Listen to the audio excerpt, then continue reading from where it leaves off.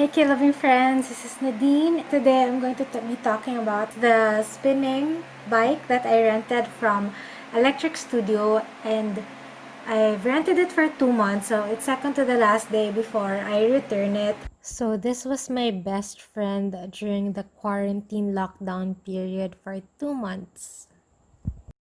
We spent Mother's Day, my birthday, and Father's Day, and Independence Day together. So, kapag-bond kami really well. Oh, that sound.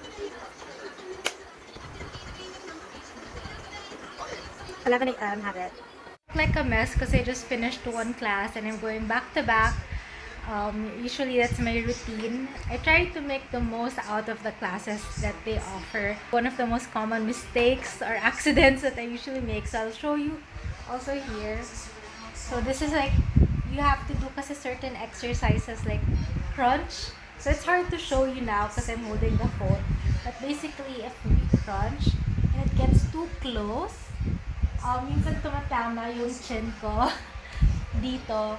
So, it's either my chin or sometimes, so, buti I'm wearing glasses because it really helps protect me. So, siguro I get so excited or focused na you look ahead kasi. For me, basically, it's just to tone, to gain strength, endurance. Anyway, my 4 p.m. class is about to start, so I'll continue this video using my camera, and I'll see you later. Bye! Super addicted. I got addicted to spinning, and it was really good mentally to have a routine and schedule. And I'll share my experience with you guys in this video.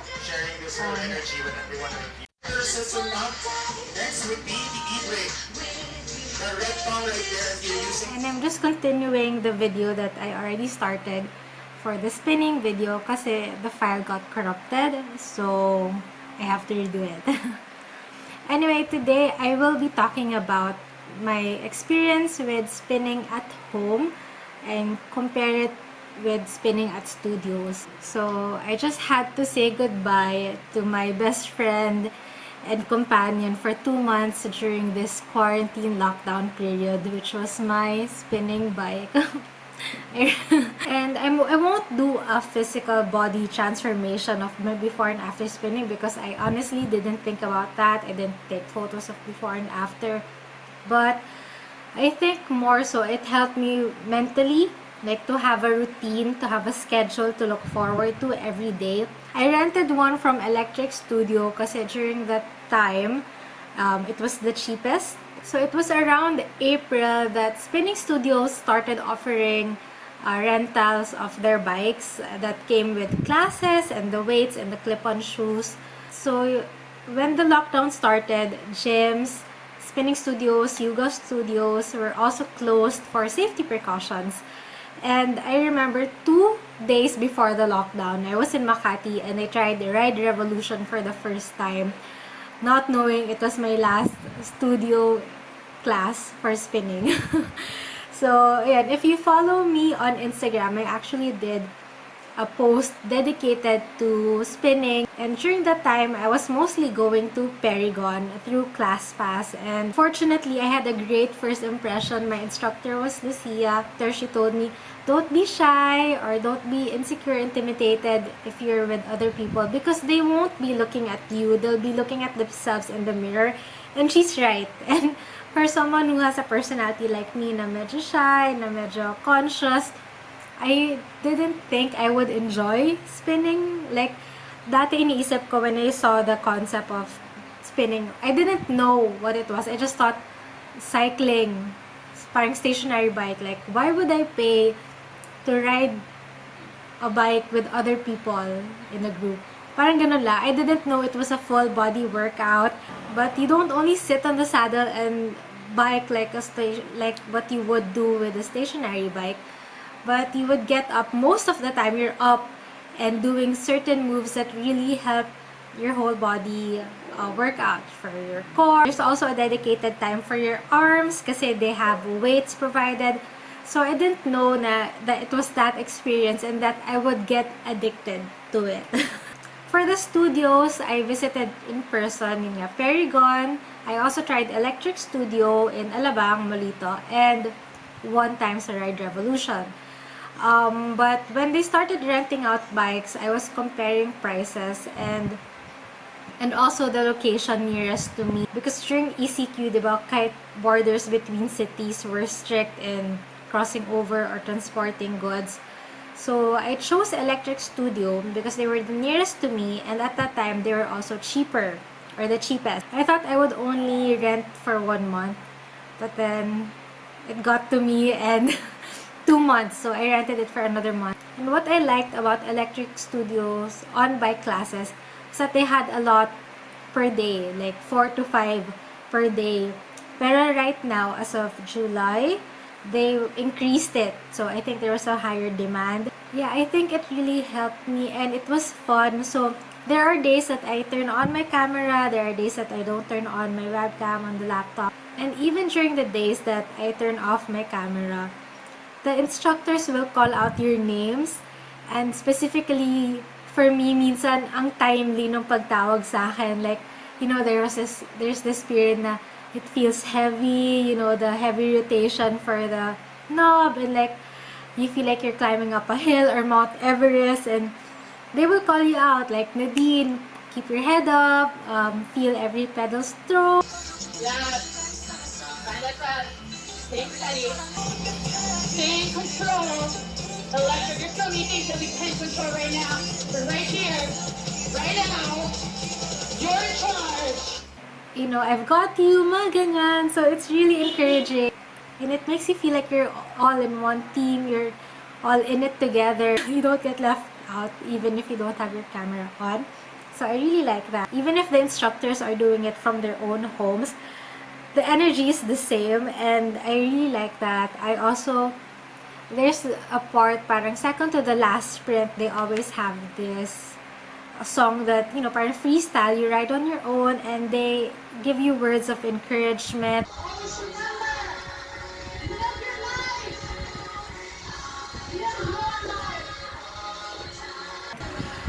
And that's really nice to hear. Even before in studios, I look forward to those parts. It helps you, it boosts your morale, and yun nga, it's not just a physical workout, but it helps in, I think, every sense. For the online classes, I've also tried Ride Revolution, Cycle House Manila, and Paragon, because they had open classes, open studio na free. So I also tried them out online, and yeah, it's good experience. Of course, before nga, I was really into Paragon, missed the instructors there.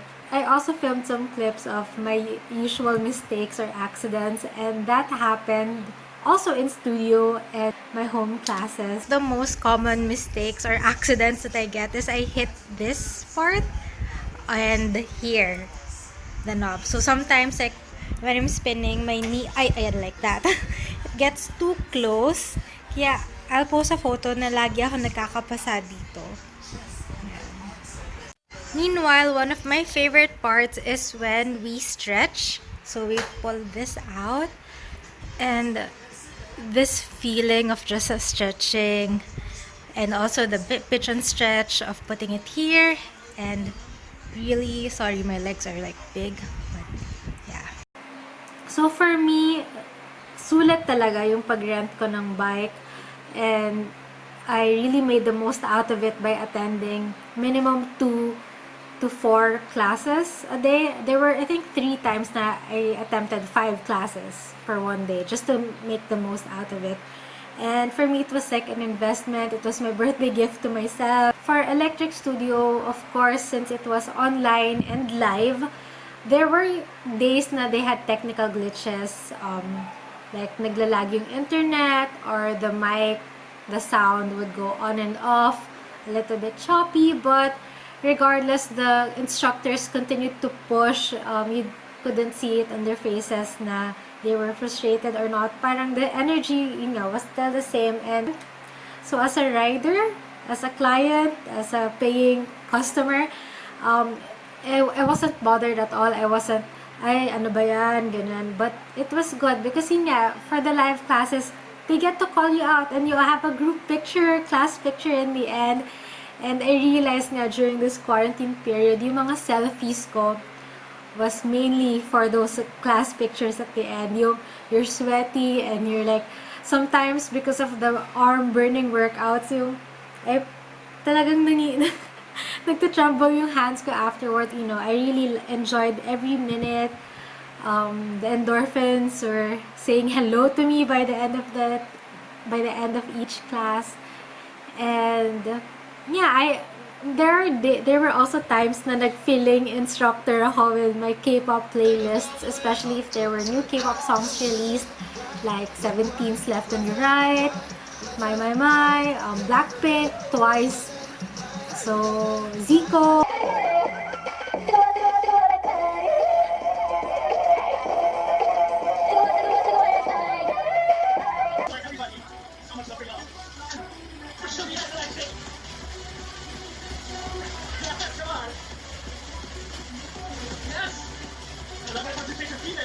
Hindi talaga mawala sa system ko yung spinning. I might just buy my own bike because I looked around Lazada and other equipment stores online, and there are some affordable ones. It's the second half of the year of 2020. I hope you guys are all well, or you have been coping, managing well. Yun nga, for me, spinning was good for me mentally. It helped me have a routine, which was, I think, very helpful for me. Because sometimes when you have a blank, idle mind, parang there are different thoughts that enter and you get depressed or you overthink, you get anxious. So, try to look for an activity that can take your mind off things, whether it's even with just watching YouTube videos or trying out to cook for the first time, baking. Everyone became a baker, a home cook, or a plantito during this quarantine period. And I think it unleashed a lot of potentials. And I really hope we can have brighter, healthier days ahead of us. So, ayun lang. I just hope you guys are keeping safe. If you're also into spinning or if you rented your own bike during this quarantine period, let me know in the comment section below how was your experience and if you also got addicted to it. I'll see you guys in the next video. Bye!